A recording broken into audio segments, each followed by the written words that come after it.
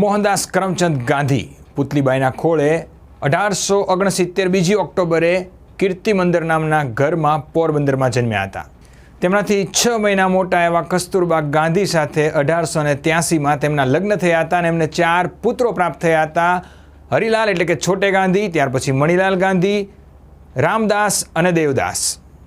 1888માં બેરિસ્ટરની degree લેવા માટે તેઓ ઇંગ્લેન્ડ ગયા. 91માં ડિગ્રી પૂરી કરી ભારત પરત ફર્યા અને 1893માં શેખ અબ્દુલ્લા શિપિંગ કંપનીનો કેસ લડવા માટે આફ્રિકામાં ગયા.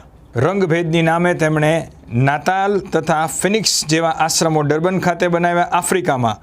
ત્યાર પછી તેઓ 21 વર્ષ આફ્રિકા રોકાઈને 9 જાન્યુઆરી 1915ના રોજ હંમેશા માટે ભારત આવે છે, જેને આપણે પ્રવાસી ભારતીય દિવસ તરીકે ઉજવીએ છીએ. દોસ્તો, તેમના જીવનમાં રાજનૈતિક ગુરુ તરીકે ગોપાલ કૃષ્ણ ગોખલે હતા.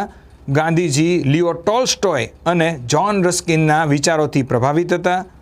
ભારત આવ્યા બાદ તેઓ અમદાવાદમાં સ્થાયી થયા અને 1915માં જીવનલાલ બેરિસ્ટરની મદદથી પારડીના કોચરબ ખાતે સૌપ્રથમ વખત હરિજન આશ્રમ એટલે કે સત્યાગ્રહ આશ્રમની સ્થાપના કરી અને ત્યારબાદ 1917ની 17 જૂને સાબરમતી આશ્રમ એટલે કે ગાંધી આશ્રમની સ્થાપના કરી. સૌ પ્રથમ વખત તેમણે બિહારના મોતીહારી ચંપારણ ખાતે 1917માં ગળી વિરુદ્ધનો સત્યાગ્રહ કર્યો, જે સફળ રહ્યો.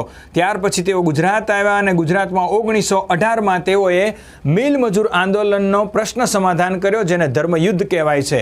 1920માં ગાંધીજીએ અસહકાર આંદોલનની શરૂઆત કરી, જે 1922માં ચોરી ચોરાના કાંડ સાથે તેમણે સમાપ્ત કરી. 1924માં કોંગ્રેસમાં માત્ર એક જ વખત બેલગામ કર્ણાટક ખાતે તેઓ અધ્યક્ષ બન્યા.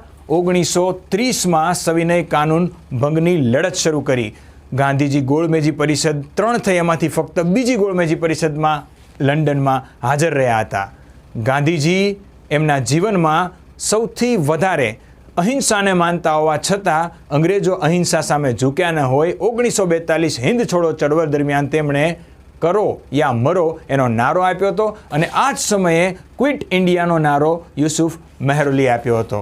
ગાંધીજીને રાષ્ટ્રપિતા સુભાષચંદ્ર બોઝે, બાપુ પંડિત જવાહરલાલ નહેરુએ તથા કાઠિયાવાડના લોકોએ, મહાત્મા રવિન્દ્રનાથ ટાગોરે, મલંગ બાબા, ખુદાઈ ખિદમતગારે, અર્ધનંગા ફકીર વિન્સ્ટન ચર્ચિલે અને જાદુગર શેખ મુજીબુર રહેમાને કીધા હતા.